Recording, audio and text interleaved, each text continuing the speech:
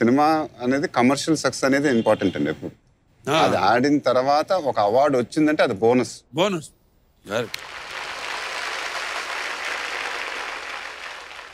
మహేష్, ఇప్పుడు ఒకడు అతడు పోకిరి ఇప్పుడు అన్ని బ్లాక్ బస్టర్స్, #1 స్టార్ అవుతూ సూపర్ స్టార్ అయిపోయావు. సడన్గా ఒక 3 ఏళ్ళు గ్యాప్ తీసుకున్నావు. ఎందుకు తీసుకున్నావు?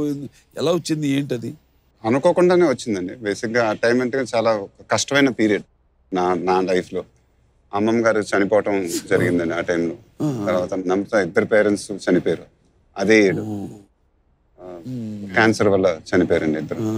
సో ఒక 1 year గ్యాప్ తీసుకుందాం అనుకున్నాను. బట్ ఆ 1 year 2 years అయిపోయింది, 2.5 years అయిపోయింది.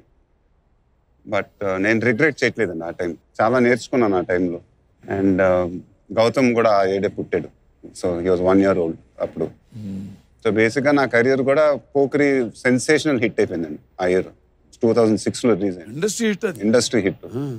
దాని తర్వాత నేను కూడా ఒక కన్ఫ్యూజన్ పీరియడ్లో పడిపోయాను. ఎలాంటి సినిమాలు చేయాలి ఏంటి అంటే. అలాంటి సినిమా అయినప్పుడు ఏంటంటే ఎవరన్నా కన్ఫ్యూజన్లో ఉంటాం. బట్ ఆ 3 ఏళ్లలో నేను చాలా నేర్చుకున్నాను. మరి ఆ పక్కన మిగతా హీరోస్ అందరూ బ్లాక్ బస్టర్లు కొడుతున్నారు కదా, ఇన్సెక్యూరిటీ ఫీలింగ్, కాంపిటీషన్, టెన్షన్ పట్టించుకోలేదండి. ఎందుకంటే మన మీద మనకి నమ్మకం లేకపోతే ఎవరికాయ వాళ్ళది. బేసిక్గా ఆ 3 ఏళ్ళు ఏంటంటే నేను కరెక్ట్ చేసుకోవడానికి తీసుకున్నానండి.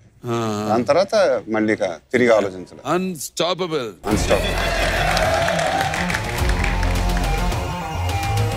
కానీ ఒక విషయం, సక్సెస్ వస్తే తెలియని మొహం కూడా మనల్ని పలకరిస్తుంది. ఫెయిలియర్ వస్తే అసలు చూసేవాడు ఉంటాడు. దూకుడు బ్లాక్ బస్టర్ ముందు ఎదుర్కొన్న ఆటుపోట్లు, శ్రీమంతుడికి ముందు, భరత్ అనే నేమ్ ముందు చిన్న నిరాశలు ఉంటాయి కదా, అవన్నీ తట్టుకొని నిలబడడానికి నీకు ఇన్స్పిరేషన్ ఏంటి? బేసిక్గా ఫ్లాప్లు అనేది నాకు చాలా బాధ ఇస్తుంది సినిమాలు. బేసిక్గా నేను ఆ సినిమా ఆడకపోతే నేనే ఫస్ట్ విపరీతంగా బాధపడిపోతాను. ఎందుకంటే నేనే కాదంటే నేనే మొత్తం రెస్పాన్సిబుల్ అని ఫీల్ అయిపోతూ ఉంటాను ఫస్ట్. ఎందుకంటే నా వల్లే డబ్బులు పోయినాయి అందరికి. కథ నేను కానీ ఓకే చేసి ఉండకపోతే ఇలా ఉండేది కాదుగా ఫస్ట్. సో రెస్పాన్సిబిలిటీ నాదే. అది ఫస్ట్ నేను దానికి I'm the #1 responsible person for that. So దానివల్ల ఏంటంటే ఆ రెస్పాన్సిబిలిటీ తీసుకొని సినిమా ఆడకపోతే ఒక 2-3 days నేను రూమ్ బయటికి రానండి. ఆ ప్రాసెస్ నేను ఫస్ట్ తప్పు జరిగిపోయిందని అండర్స్టాండ్ చేసుకొని దీని నుంచి ఎలా బయటికి రావాలి అని ఆలోచించి కానీ రాను. సో బయట వాళ్ళ మీద డిపెండ్ అవ్వను సార్. ఇప్పుడు యాజ్ అ పాలసీ చిన్నప్పుడు కూడా నాన్నగారితో నా సబ్జెక్ట్ కూడా స్టోరీలు కూడా ఎప్పుడు డిస్కస్ చేయలే. ఏదైనా నేనే డెసిషన్స్ తీసుకున్నాను. తప్పైనా నాదే, రైట్ అయినా నాదే. అలానే ఉండాలేమో అని నా ఫీలింగ్ అండి. రేపు మా అబ్బాయి కూడా అలానే ఉండాలని నా ఫీలింగ్. నేను కూడా వాడిని సపోర్ట్ చేయను. సో మనం అది రికగ్నైజ్ చేస్తే, మన ఫెయిలియర్స్ని రికగ్నైజ్ చేస్తే రేపు సక్సెస్ అవుతామని నా ఫీలింగ్. సో అదే జరిగింది నా విషయం. Very good. ఇప్పుడు అన్స్టాపబుల్ ప్రోగ్రామే విజయగాథలు వినడానికి కాదు, పడి లేచిన కథలు వినడానికి.